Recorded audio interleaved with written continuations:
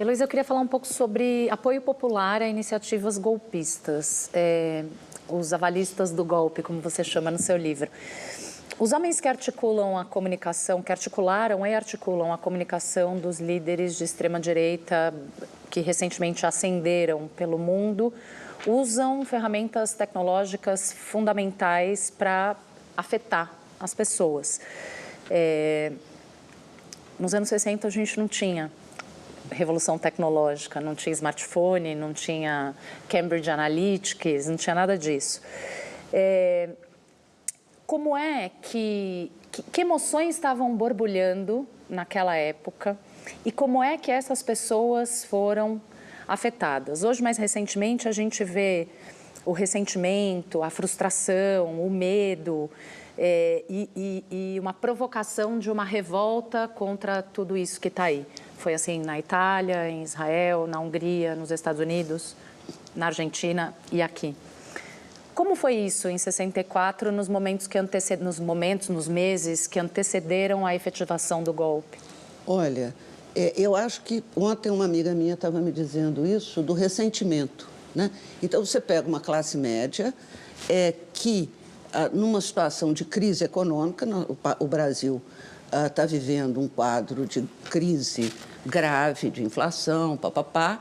Você pega essa classe média, perde status, né, de um lado, e isso produz ressentimento. Uhum. De outro lado, desculpa, você tem uma série de iniciativas que vêm do Jango no sentido de criar... as reformas de base vão permitir que você elimine a situação de desigualdade, tá? Ou que você... Crie mobilidade social. Isso. E aí você tem uma questão que a gente faz sempre, eu fico pensando, a gente fala muito da reforma agrária, mas pensa na questão da gente pensar no direito de voto ao analfabeto, tá? Você está tirando, né, uma fatia larga da sociedade, você vira cidadão, né? Repara que esse direito de voto, o analfabeto só vai conquistar quando? Na Constituição de 88. Né? Isso produziria uma mudança eleitoral e diminui a sua situação de status no país. Tá?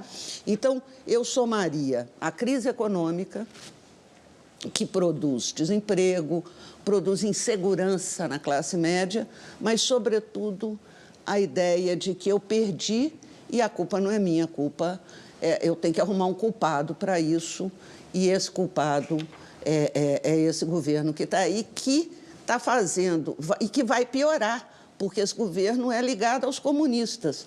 Então, a situação de desigualdade, né, eu vou baixar mais, porque os comunistas vão tomar o poder. Ou seja, o medo, mais uma vez. É o medo e o ressentimento. E o ressentimento. E repara que o anticomunismo funciona muito bem para catalisar esse tipo de situação, e ele funciona como aquela palavra valise, com vários significados. Então, hoje, o comunista seria, né, a Venezuela, né?